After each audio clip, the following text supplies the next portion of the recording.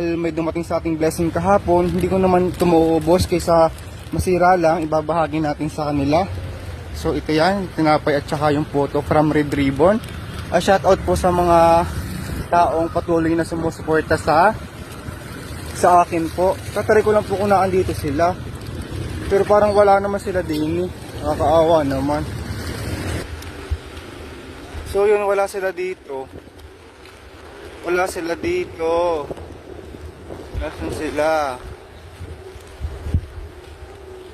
Ate! Ate! Wala talaga sila dito. Hindi ko sila makita. Hindi ko alam kung saan sila nakasilong. Kasi basang-basa sila ng ulan dito eh. Wala sila dito. Oo. Wala nga ho sila din eh. Saan ko sila makikita? Ate Ani, nasan ka na? Ito ka sa akin. So yun nga ho, hindi ko nga ho sila makakita din eh. Sa 7-Eleven naman ho, iwala sila doon at kaliit naman ho ng posisyon. Nakakaliit naman ho ng pwesto doon. Nasaan kaya ang mag-asawang iyo? Nakakaawa naman. Ay, sira ng aking payong. Nasira ng aking payong. Mag-asawa. Opo, si Ate Ani. Opo. Nandiyan po sa kulay black na yan. Thank you po. So ayun, nagtanong tayo kung nasan yung mag-asawa dito kasi kailangan ko talaga silang. Ate Ani, kanina bakit nang hinahanap? Ako yung nagbigay sa'yo ng pagkain ng nakaraan. At ano, binawas ko doon sa nagpadala sa akin.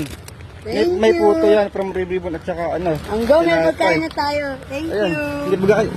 hindi nababasa ang mga gamit ko doon? Ayun nga ba sa akin? Nililipat niyo dyan? Hindi. Dito yung pag-ayun ng shop. Nandiyan si Kuya. No. Ayun, ibagong ano lang yan. Baka mabasa ate.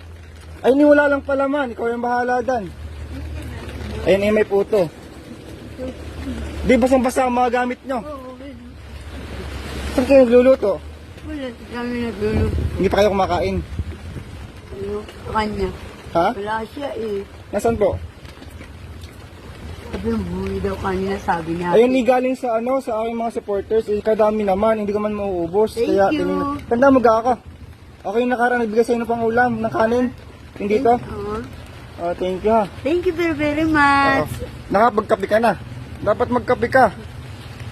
Bigyan kita ng pangkape. Wait lang. Lamig na lamig ka na eh. Saan kayo nagluluto? Wala. Nabili lang kayo. So magkape ka oh. Bibigyan kita kahit kunti pangkape. Thank you. Thank you, tago mo na lang yan. Okay lang yan. Huwag kang umiyak. Kanina pa kitang hinahanap. Nandito ka lang pala. Mag-iingat ka po dito. Ate, alis na ka. Taga dito lang ako, dinadaanan mo ko dyan eh. Sa may iskinita, sa may ilang-ilang. Diyan lang ako, dumadaan ka dyan nakaraan. Thank you. Sige. Thank you. Ingat ka po dyan. Baka makain pa ng pusa, tinapay, sayang yan. Nakain ko ito ng halaga po. Sige po, salamat po. Okay po. Nakayak po si ate. Okay lang yan, huwag kang umiyak. Basang-basa ka na eh. Laban lang sa buhay ate, laban lang. Sige na ate. Yun po, umiyak si ate kasi kanina pa siya hinahanap. Wala pa daw silang kain. Mabuti na lang at nakita ko si ate. Yun po, hanggang dito na lamang po. Ingat po. Yun nga mga kabatanggenyo. Nakita ko si ate na umiyak talaga siya. Naawa ako, grabe. Kasi basang-basa si ate. Hinahanap ko talaga siya. Pinagtanong ko talaga siya para makita ko kung nasaan siya. Buti na lang may isang good Samaritan na nagturo sa atin kung nasaan siya. Napapayak din ako sa kanya, naramdam ko yung hirap ng buhay. Kaya lang sabi niya sa akin, okay lang yan, laban lang, di ba? Ang lakas ng fighting spirit niya kahit ganun yung sitwasyon ng buhay niya. Lesson learned, kahit anong itsura ng, kahit anong estado ng buhay natin, kailangan natin maging masaya pa din. Bye bye!